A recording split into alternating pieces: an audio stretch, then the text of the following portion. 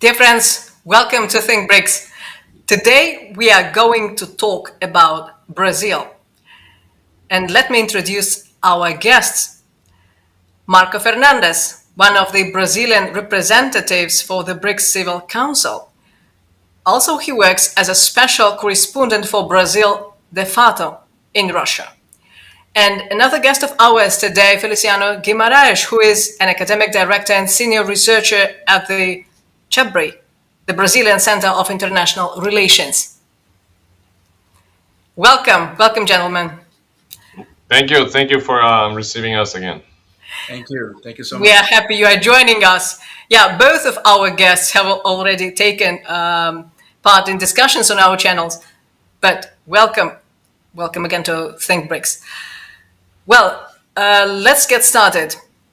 Brazil recently hosted the BRICS Summit in Rio, and to be honest, many experts and analysts were not too sure about Brazil's role as a president, and especially because only 6 months were used to get the summit ready.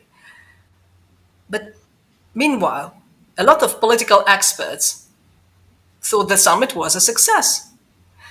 You both took part in the summit events. What do you think of it? What were the results and what problems maybe were missed? Let's start with Marco. Well, thanks for having me here, Anastasia. I think you're right. I think many of us, me included, I don't think we were that optimistic about the results of the summit, especially I think because of the lack of time. Actually, the government issued published the issue note of BRICS only in February. So from February to July, it was less than 5 months. And we know how complex are the negotiations in BRICS, especially now that we have 10 countries, 10 member countries. And I mean, Saudi Arabia, it's in and out, we don't know yet. But anyway, so it's super complex right now to do any discussion. And also there's a lot of work to get the new members on board. So at the end of the day, I think we had a very successful summit. I think we were helped also by President Donald Trump when he started to attack BRICS, I think in the first day of the summit, the July 6th, threatening to impose tariffs on BRICS countries if they do something that is against American interests. I think we can talk more about it later. But I think at the end of the day, we didn't have any like big announcement. We had some important announcements. For instance, the Global Alliance for Cooperation on Health regarding diseases from social conditions. I mean, diseases from global South countries, from developing countries that the big pharma doesn't care about. I think this was one important step.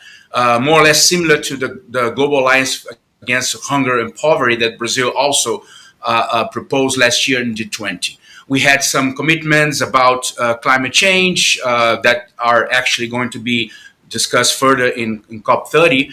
But I would like just to raise one important aspect that is not so discussed yet, is that there are very important discussions still being held in the Brazilian presidency, because we had the summit, but we will still have negotiations until the end of the year.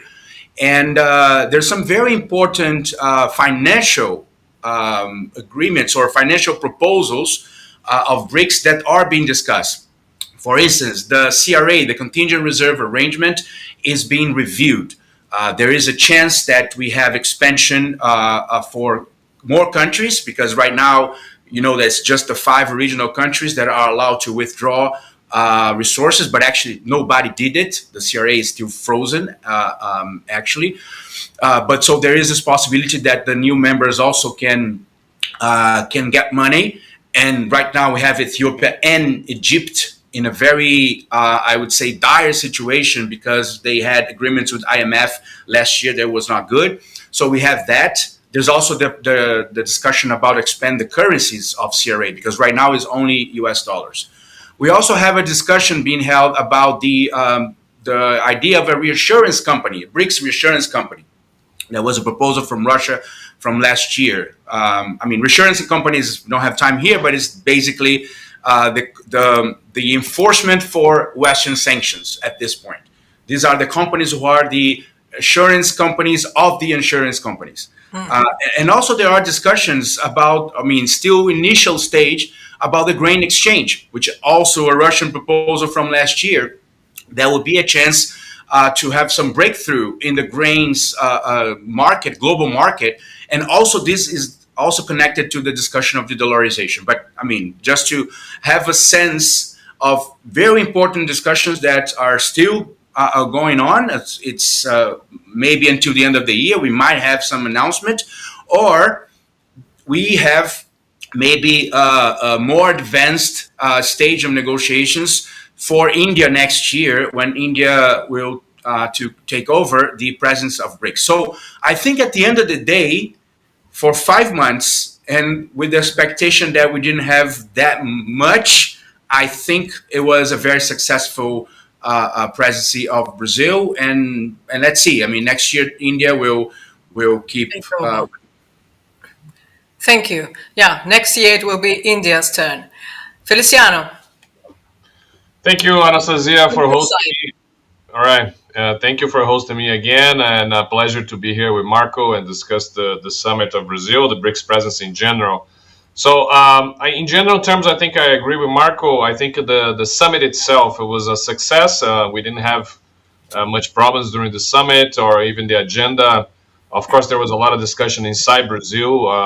BRICS is always a controversial issue for Brazilian media and for the domestic debates in Brazil. But I think in general, when it comes to BRICS itself, it was a successful summit. Brazil had to make a choice on having a shorter summit. It was hosted in July, as you know. It's always hosted at the end of the year, November. This time was July because of COP30. We had no alternative. We were lucky in a way that we are hosting 3 consecutive big conferences in Brazil, G20, BRICS Summit, and COP30, and we had to make choices. So, and I feel that for the Brazilian government, COP30 was more of a priority in general than BRICS. Not that Brazil does not value, doesn't think that BRICS is important. That's not the case. It's just that COP30 is a much bigger conference, much harder to organize. The city of Belém that is hosting COP30 has a series of logistics problems. So I think Brazil prioritized more COP30 than BRICS this year. But there are some issues that were very criticized the Brazilian media. The fact that there was Xi Jinping did not come this year was very notable by the Brazilian media. Although he had recently visited Brazil for the G20 summit in 2024, he wouldn't come so close to Brazil again. Also because maybe there was a visit organized, a state visit by India. Modi visited President Lula the day after the summit, and also the new president of Indonesia, Subianto. Now Indonesia is a full member.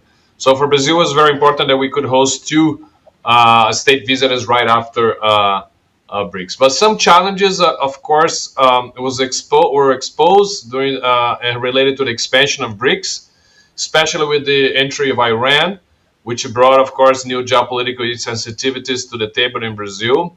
There was some discussion here of how Iran, of course, in the issue of Israel-Palestine, have a very different position compared to many other BRICS countries.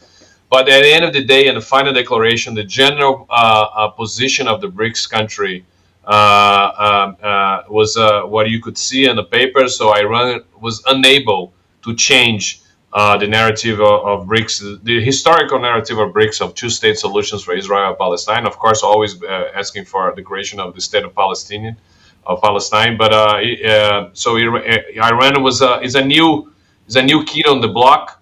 So it can't change the logic of BRICS yet. This is very interesting because it shows that in this particular case, after 15 years of negotiations, the BRIC countries, they have a ongoing process. The newcomers, they have to adapt more than change. Of course, they will change a little bit. They're newcomers, they're new members, they want to put their position forward, but they have to adapt to the rules of BRICS and to the debate and the level of debate that is going on. I think that was the case on this. At the end of the day, Iran implicitly acknowledged the existence of the state of Israel because the summit, the declaration acknowledges that, right? So I think the Brazil priorities, food security, climate change, artificial intelligence, were successfully promoted and reflected in the final documents.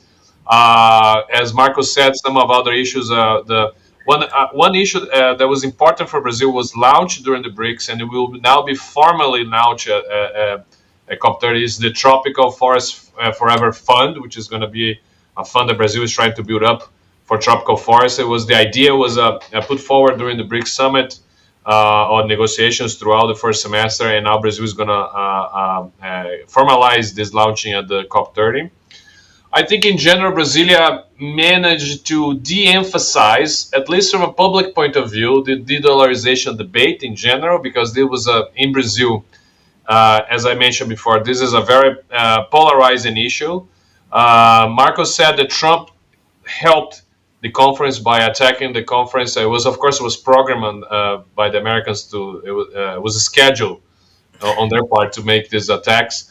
But I think Brazil was very careful. It was very carefully managing the whole debate of the dollarization. So everything that was in all the aspects of the dollarization, right? Especially when comes concerning trade, which is more important for Brazil than anything else. Trading local currencies, right? I think Brazil tried to avoid public debates about that. I could feel that in the meetings that we had with the government in the first semester. Not that they did not emphasize it, not that they did want to continue the debate. That's a priority for Brazil, so they will continue to do so. But they were carefully managing the expectations about that, right? Just my last point is that Brazil sort of finally achieved explicit support from China and also from India for the UN Security Council reform. There was because of the new African countries, as you know, the declarations before. It didn't show in the Kazan declaration, but the declarations before. Brazil and South Africa had a support of BRICS. Now South Africa doesn't show up in the declaration because of the new logic with the Egypt and Ethiopia in the game. Russia explicitly supports Brazil's bid for UN Security Council. India does so, but China never did so clearly. Now in this summit is something that happened. It was more clear for us. So that was a victory, a diplomatic victory for Lula of this summit. But as Marco mentioned, the negotiations continue to go on until the end of the year when we pass the baton to India. So just to summarize, I think it was a successful conference.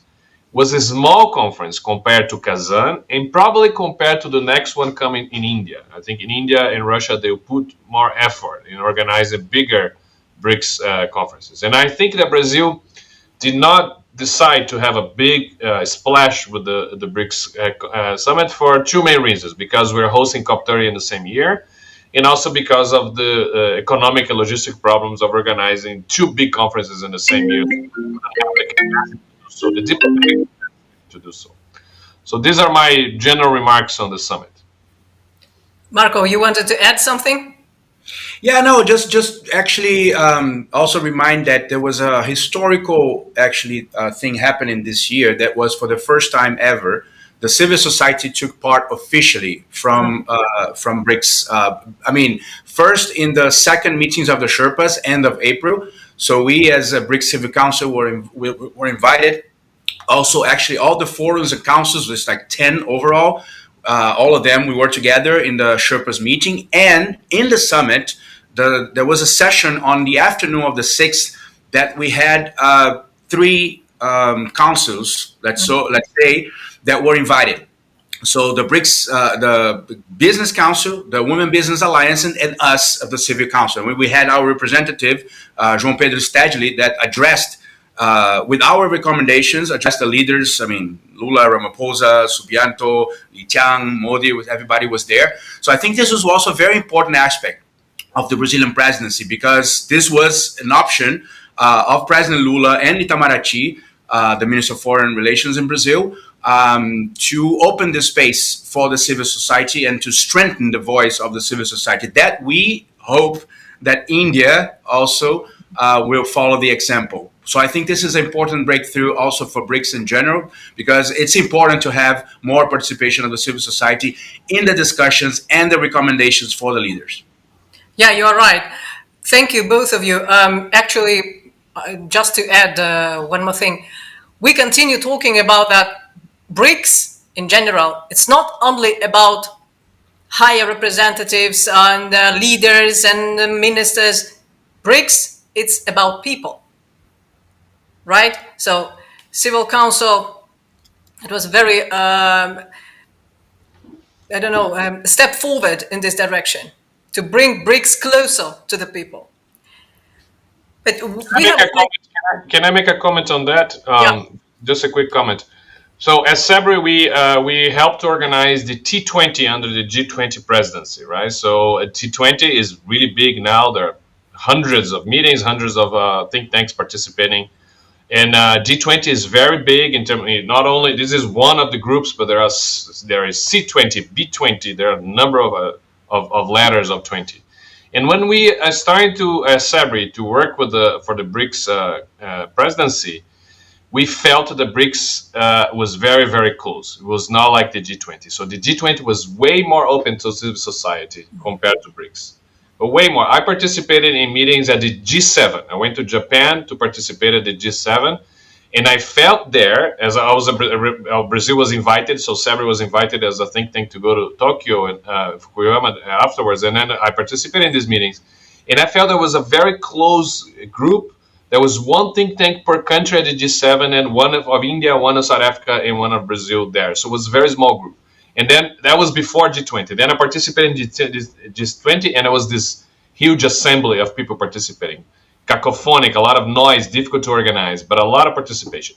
And I felt that BRICS was more like the G7 than the G20. And that has to change, right? Especially if we are expanding BRICS, if we talk about global self-solidarity. Inclusion is a key word that is important for BRICS, and it's not important for the G7. So that needs to be taken into account at all BRICS conference. And that needs to change the rationale of how you organize BRICS. Maybe the Brazilian president is showing the world that it can be done, that it needs to be done. Hopefully, India will pick up this idea and continue for the next presidencies. Yeah, we hope so. Actually, yeah, it was a huge step forward. Thank you, Marco, for noting that. We have already talked a little bit about that, about US, how we can not talk about US. Well, despite Western media in general, I mean, in the United States, in Europe, tried to obscure and undermine the BRICS Summit. But it seems that the US administration was paying close attention to it. And just as the microphones in the meeting room was about to be switched off, the US president warned BRICS countries that he was going to impose tariffs, taxes on them. Well, we should say that President Lula gave a pretty strong response. Quote, "The world has changed. We don't need an emperor. We are independent countries." So, and he got right to work. So we mentioned already state visit of Prime Minister Modi, Indian Prime Minister Modi, to Brazil. Immediate urgent calls to core BRICS leaders, Xi Jinping, Cyril Ramaphosa and Vladimir Putin. So, Marco, in your opinion, do you think Trump's actions have made BRICS countries more united? You know what? This reminds me of a joke that the Chinese has been doing since 2017, 2018. Remember, Trump won when he launched the trade war against China. And later, he started to also impose sanctions first on Huawei, then ZTE. And I mean, they arrested Meng Wanzhou, which is the daughter of the CEO of Huawei. She was arrested at home in Canada for months. So then the Chinese, they created like an amazing expression. I mean, the Chinese sense of humor sometimes is just brilliant. So they said that they don't. It's hard for them to say Trump. So they say Chuan. So they call Trump since 2018 that Chuan Jiangguo. Jiangguo is literally, Jiang is a builder. Guo, it's nation. So it's Trump, builder of the nation. Thanks to Trump. Of their nation. Other people's nation. Other people's nation. No, other people's nation, because since then, I will write down this remark for my lectures here. exactly, I can send to you in pinyin at least. So since then, I mean, Chinese government realized they cannot rely on U.S.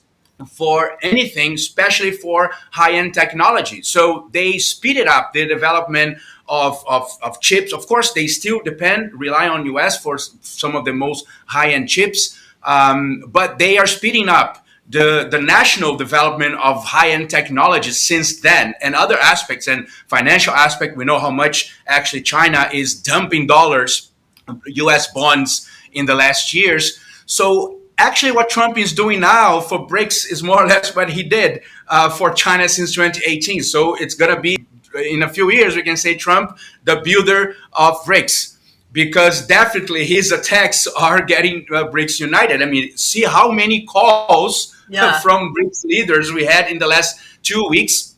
And I would highlight one historical breakthrough that was the visit of the Foreign Minister Jai Shankar from India to China, met with Wang Yi, his counterpart, and some very important breakthroughs came from the meeting. I mean, first of all, last week they restarted the direct flights between China and India. China is suspending some restrictions for exports for some manufactured and also some rare earth to India. And remember that the whole thing actually started in Kazan, when for the first time in many years, Xi Jinping and Narendra Modi met in Kazan. But since then, and especially since this last round of attacks from Trump, what we are seeing is a unity of BRICS that I think all of us following BRICS, we were just praying for that. So as my friends in China used to say, cheers to Comrade Trump. Thank you so much for your help. And I'm sure that from now on, I don't think this is we're going to have like some sort of step back. I think it's a point of no return that BRICS leaders are realizing U.S. is no longer a reliable partner, and we need to build unity in BRICS in so many aspects. I mean, financial cooperation, economic cooperation, diplomatic cooperation. And I think for sure the leaders are now thinking what are the next steps. And I think this is something that for BRICS would be very, very important. We'll see the next step maybe that they will take in China. In the end of this month, there will be Vladimir Putin, and it's confirmed Narendra Modi will attend also Beijing for the anniversary of 80th anniversary of war. Yeah, and you have the SCO, the Shanghai Cooperation Organization meeting the summit right before, and Modi will be there as well. So for Modi, it will be first time visit in 6 years. Last time he was there in 2019. So exactly. Something is moving. Yeah. Well, one thing to mention, the US president said when he was putting tariffs on goods, especially produced in Brazil, we are talking about Brazil, because of the persecution of his friend, ex-president Bolsonaro.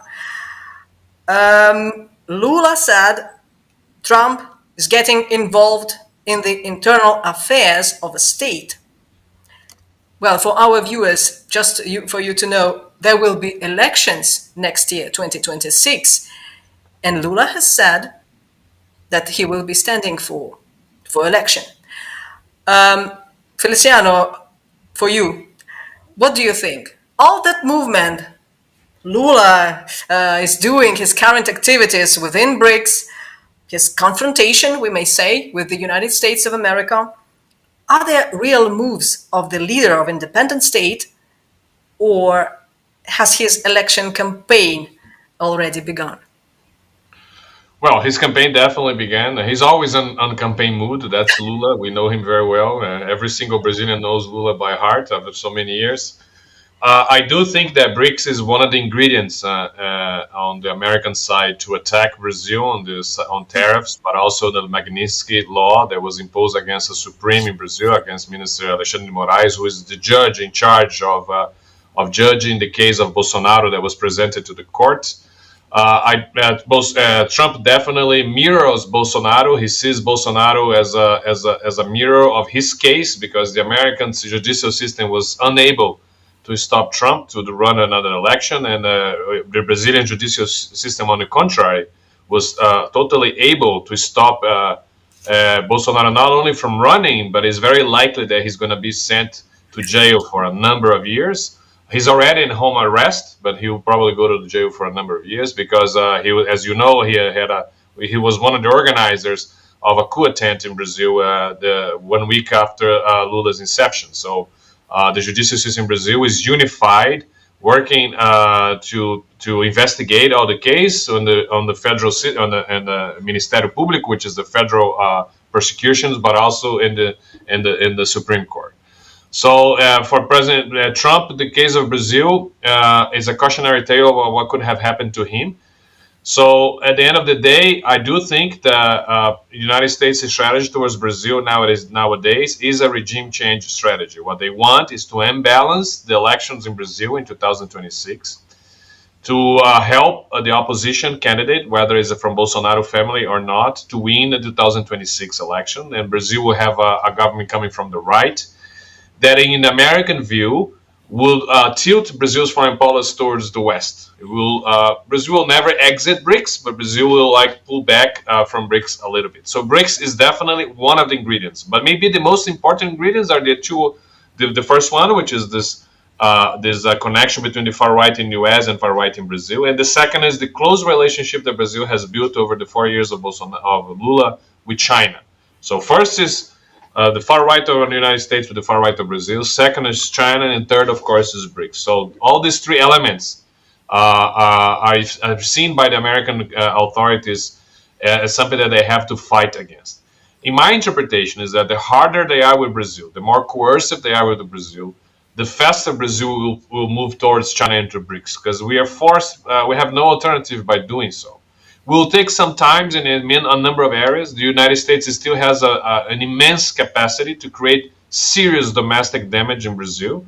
Now, the American government only imposed 50% of tariffs in the majority of the trade between the two countries. Brazil's export will decline to the United States, no doubt about that. We have a deficit with the United States, which is very odd, because the reason for all these tariff wars of the United States is launched against everyone in the world is because they have deficit with almost all other countries in the world, but with Brazil they have surplus, a massive surplus of $450 billion in the last 10 years. If you look just trade of goods, is already a surplus in the United States, but if you look at the trade of services, is a massive surplus to the United States. So from an economic point of view, it makes no sense. So it's a political decision, right? And they impose the Magnitsky law against Supreme Alexandre de Moraes, and it is likely that they will impose new sanctions against Brazil. So Brazil, there are now 65 countries, if I'm not mistaken, that are a target of a U.S. sanctions. Russia is there, China is there, of course. Brazil was not there. Brazil is already one of the 64 because Supreme Court Alexandre de Moraes is sanctioned. He's a professor. He's the Supreme Court of Brazil, and he's also a professor at my university. He's my colleague here at University of São Paulo. So my university is very much concerned with the implications of these sanctions against himself, against Minister Moraes, because he still receives salary from our university through a Brazilian bank. But I'm not sure, but it's very probable, it's very likely that they will receive a number of sanctions, especially in the financial sector.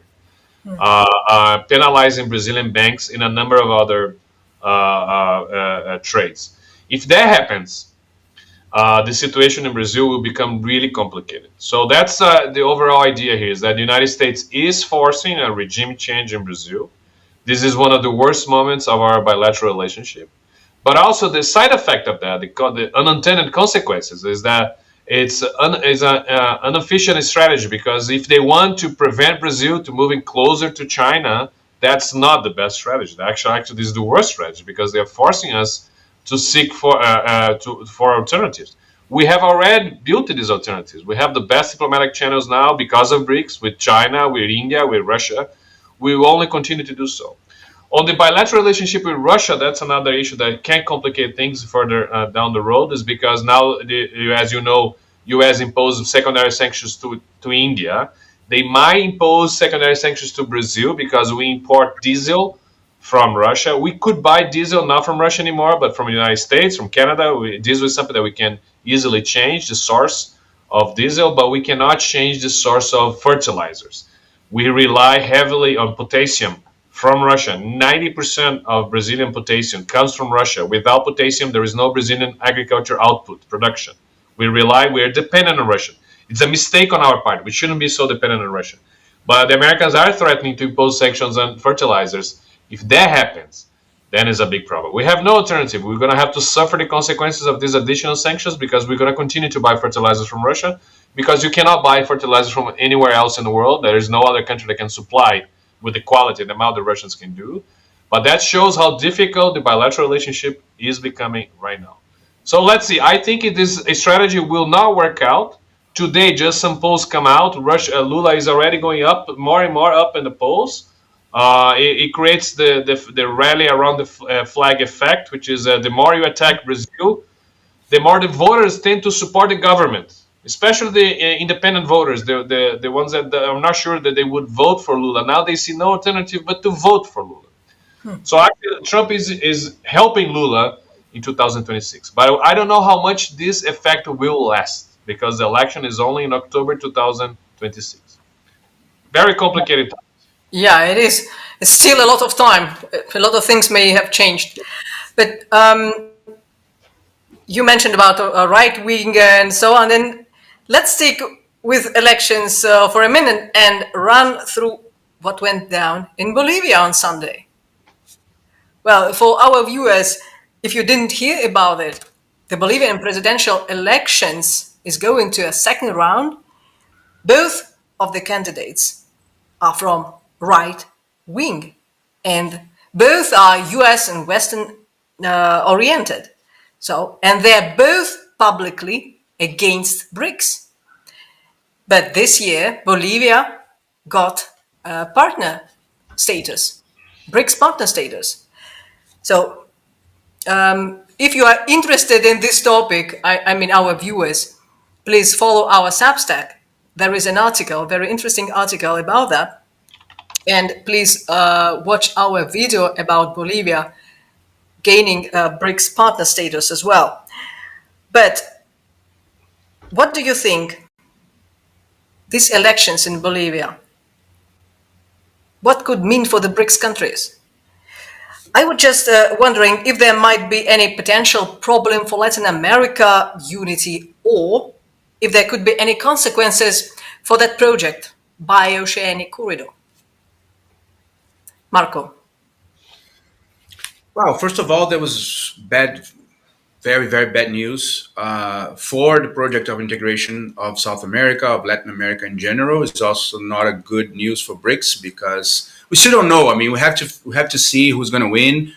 I mean, the candidate who was actually leading the polls now, he actually didn't say that he's going to leave BRICS yet. So let's wait. Anyway, I think, first of all, there was a big mistake from the left, from us. I mean, the whole internal dispute and internal attacks by each other. I mean, Luis Arce, the current president, and Evo Morales, which is the main leader in the last decades in the country and in the MAS, I think was a big mistake. History shows that, I mean, especially in Latin America, if there's no unity among the progressive forces, of course, the right wing has a lot of power, has support from the US, and it's always easy for them to win elections in such situations. But I would just like to point one thing that goes back to Brazil, actually. I think I mean, we had the attempt to build some unity, some integration in Latin America and in South America in the 2000s. I mean, Brazil was leading this effort, but we also had Argentina with Kirchner, we had Evo Morales in Bolivia, Chavez in Venezuela, Fidel Castro in Cuba, Correa in Ecuador, Lugo in Paraguay, Mujica in Uruguay. We had a like a big number of leaders, of presidents that were very much pro integration of Latin America. And this is actually a very important structural problem that we have in the region, because I don't know if you guys know, but Latin America today is actually the less integrated region in the planet. Even Sub-Saharan Africa is more economically integrated than Latin America. We are like below 15% of the intra-trade in the region is made among all countries in Latin America. So this is a big problem. And in order to struggle against that, we definitely need, I think, two things. First of all, infrastructure that we lack a lot. It's not easy actually to transport commodities in our region. So therefore, the bi-oceanic route is highway or railway. It's absolutely urgent to connect Brazil with Peru, but also connecting other countries in the region. So this is first thing. Second thing is also we have to diversify our exports commodities, because we actually, at the end of the day, we export to China, to Europe, and to US, and we import from them manufactured products. So there's a lot of things that we have to do. And I also think finally that there was one thing that we were having a very important progress in the 2000s and 2010s. That was something that Brazil was developing. That was a sort of like I call it a mini BRI before the Chinese BRI, that Brazil had tens of infrastructure projects that Brazil was actually funding through our national bank for development and economic and social development, BNDES. We were actually funding these infrastructure projects, the whole continent. I mean, the Morio Port in Cuba, the Caracas Metro, there was highways in Panama, pipelines in Argentina. Also, there was in Africa, but especially in Latin America. And what happened is that with the car wash operation that was responsible at the end of the day by the impeachment of President Dilma and the fact that Lula ended up in jail with, now we know how much it was a fraud. But one of the things that car wash was to hit this project, and actually many of the projects had to stop, and also the Brazilian bank BNDES was actually forbidden to fund projects abroad outside of Brazil. That was a major blow in Brazilian foreign policy, because I mean, there's a lot of discussion in the third term of Lula. We say Lula 3 in Brazil, that our foreign policy is not as effective, is not as successful as it was Lula's 1, 2, and Dilma 1 majorly. But I think this is due to the fact that we don't have actually material conditions right now to have a solid foreign policy, especially in the region. So that's why all the attempts in the last 2-3 years of rebuild this unity in Latin America are having a very hard time, I would say. And I think Bolivia is one more case, because at the end of the day, and this applies to BRICS, if we don't have the region acting in unity, we are going to have very hard time to deal with the major challenges and to deal, for instance, with the attacks from US or any other big issue, and even like to negotiate with BRICS. So I think this is also makes Brazil right now in a not so strong position in BRICS, because in Latin America we lost Argentina. I think by mistake, we vetoed Venezuela entrance, and now we might lose Bolivia. So we might end up now and Cuba. And again, this puts Brazil in a weak position, I would say, inside BRICS. Thank you. Feliciano, do you have something to add? No, just in the case of Bolivia, building up a little bit on what Marco said, is that it's too soon to tell what's going to happen in Bolivia after the runoff. As you know, as you mentioned, we have the two candidates. We have Pereira on one side and Tutu Quiroga on the other side. I happen to know Tutu Quiroga, the right-wing candidate. So he's more outspoken against BRICS. Pereira not so much.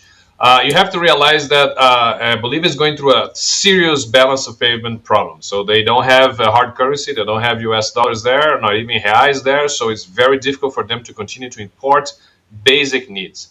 So it's likely that they will continue to negotiate with the IMF.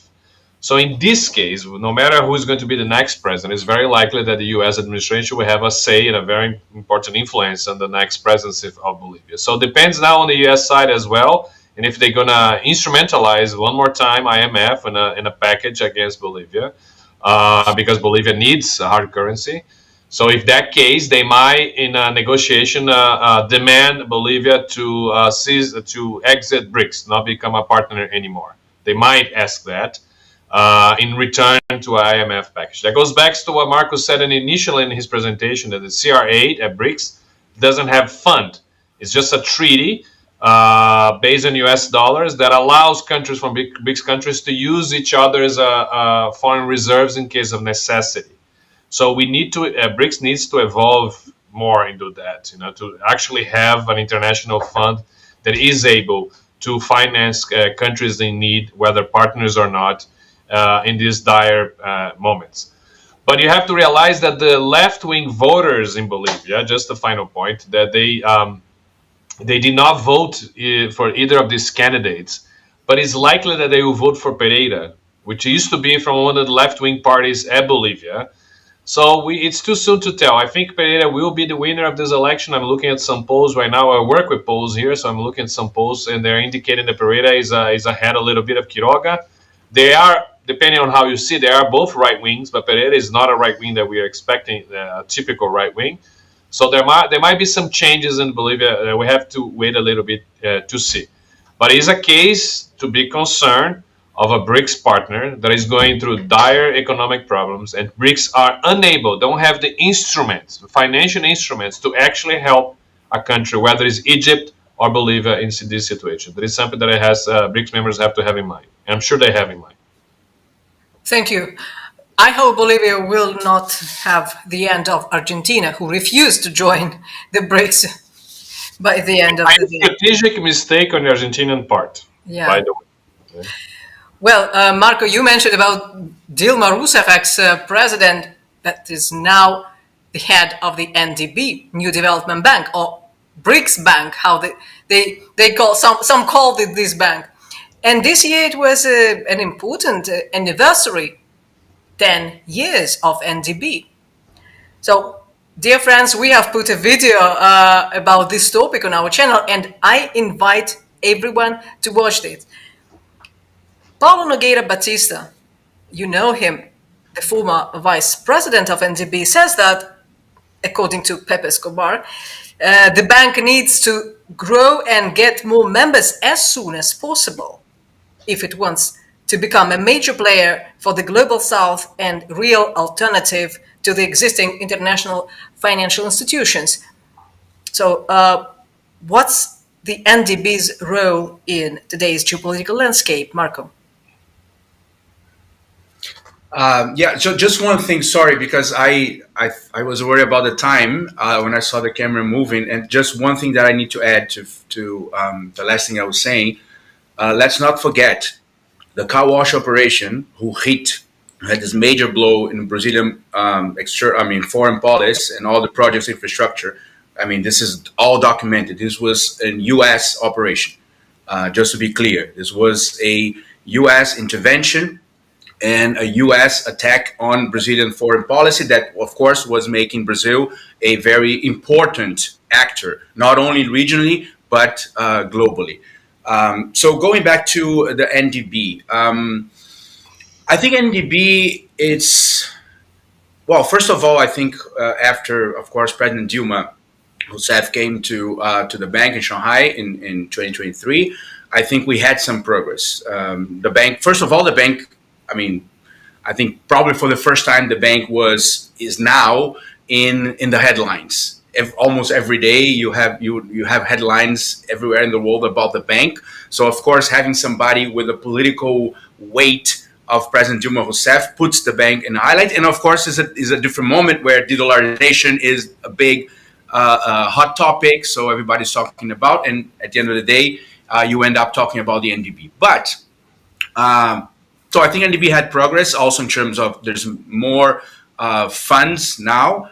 I mean, what Dilma was able to raise in 2 years, in average, is the double of average of what was happening before her. So I think this is also very important progress. We now have new countries. We now have Algeria, Colombia and Uzbekistan are already entering, and Indonesia is now in the process of entering as well. And there's some few other countries also discussing. But I agree with Paulo Nogueira. I don't know. I was confused because according to Pepe Escobar, but this is actually what Paulo is talking like for years, that the bank needs to expand. But I think the bank, I would say, I think if the bank is stuck with one major problem. Right now, the bank depends only of the market to raise funds. And the bank has one contradiction because the bank has countries like, Russia sanctioned. You have developing countries like Bangladesh, like now Algeria, for instance, and Uzbekistan is just coming.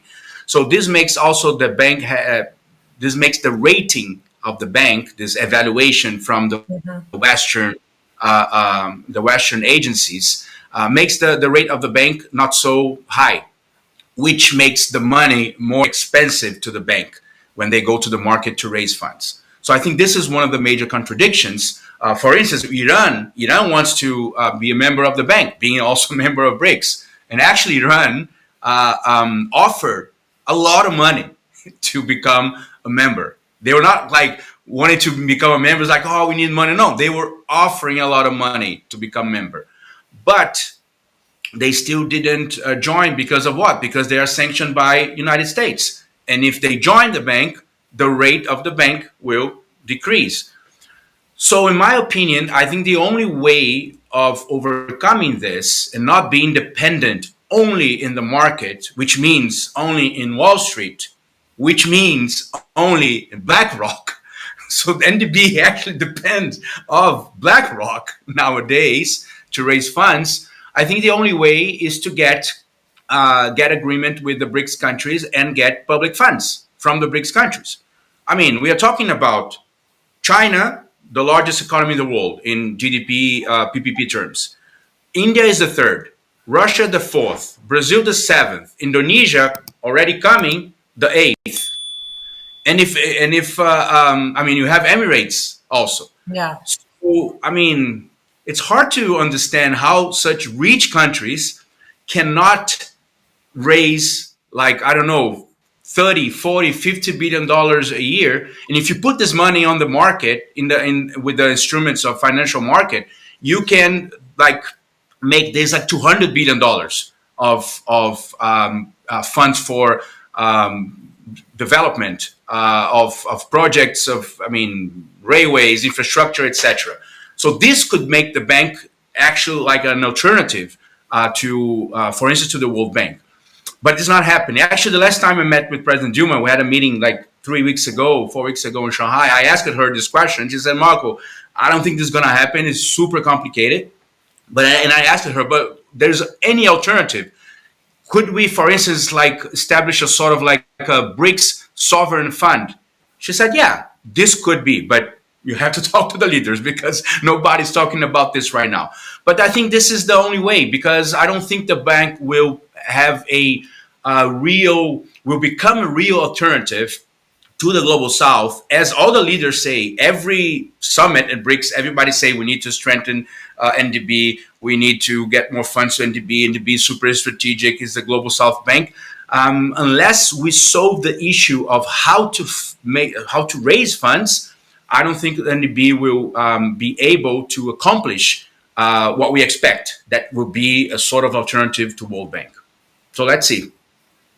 Big challenge. Thank you. I hope to see Paulo Nogueira Batista on our channel soon. So we will discuss with him more deep this issue. Thank you anyway. 2025 is clearly an important year for Brazil on the international stage. The BRICS Summit and, of course, the trade wars started by Trump may have people forget about another international event that the country has invested a lot in. Feliciano told about that. I'm talking about COP30, so the United Nations Climate Change Conference.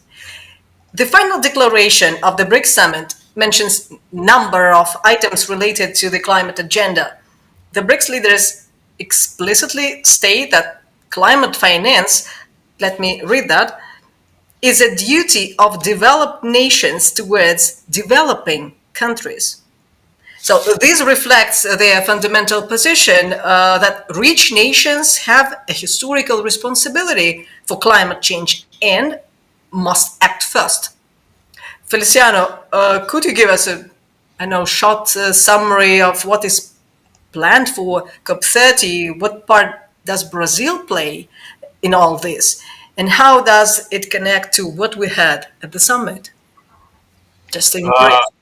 Okay, thank you, Anastasia. I think this is Brazil's biggest challenge in terms of organizing a conference. Is becoming much more harder than it was at G20 because of a series of logistical problems that we are having in Belém. Belém is a city in the middle of the Amazon. Is a 2 million inhabitant city with serious economic and social problems, and there is a lot of investments going on to prepare the city for this massive conference. People from all over the world is coming down to Brazil. The last couple of weeks have been very difficult because the hotels in Belém to quadruple the price of the hotels, and a number of delegations from different countries were giving up going to Brazil for the COP30 because of the price of hotels, which is amazing. It's unbelievable, in fact. So the Brazilian government was working with the hotels to decrease this price. So I don't know how this is going to play out. It marks 20 years since the Kyoto Protocol and 10 years since the Paris Agreement. So it's framed as a decisive turning point in terms of global climate fight or fight against global change. Ambassador Correa do Lago, who is COP30's president, warns against the banality of inaction. This is part of his official statement and report for the preparation of the COP30.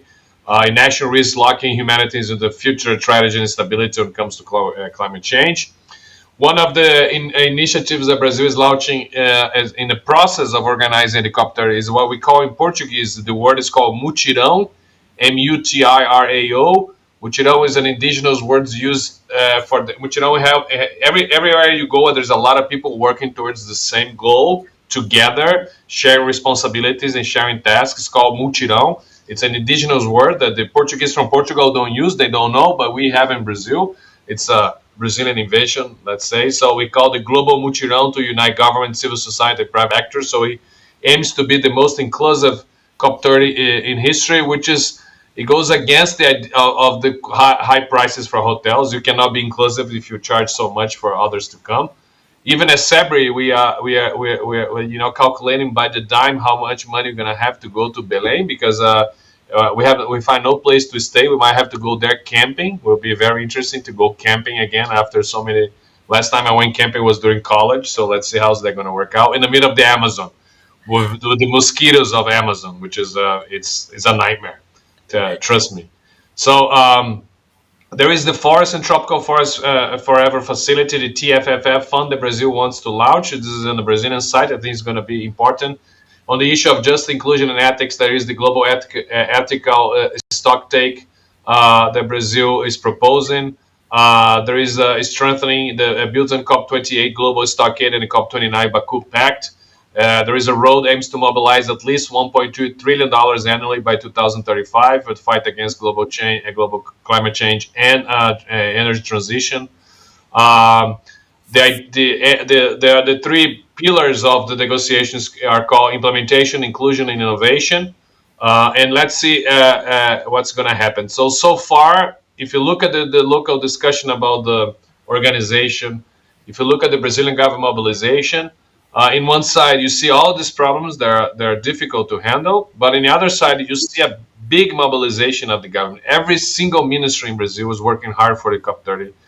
They're mobilizing the entire capacity of the Brazilian state to host the COP30. They might have to transfer some of the key meetings from Belém to other Brazilian cities, probably Rio de Janeiro, as they usually do, where there are more hotels.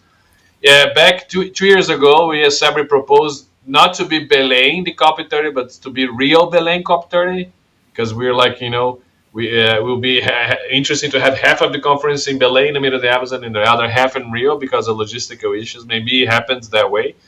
So there is a big challenge there. The fact that the United States is withdrawing from the Paris Agreement, they is going to continue to participate. They will still have participation in Brazil because they announced they're going to withdraw, but they have to wait 1 year to actually withdraw.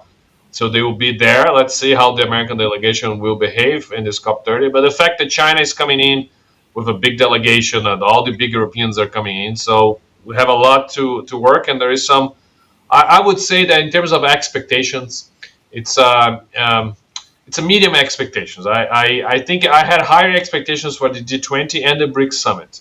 I don't have that much high expectations for the COP30, because of all these challenges that I told you. So I think it will be another sight to see in November in Brazil. Well, let's see.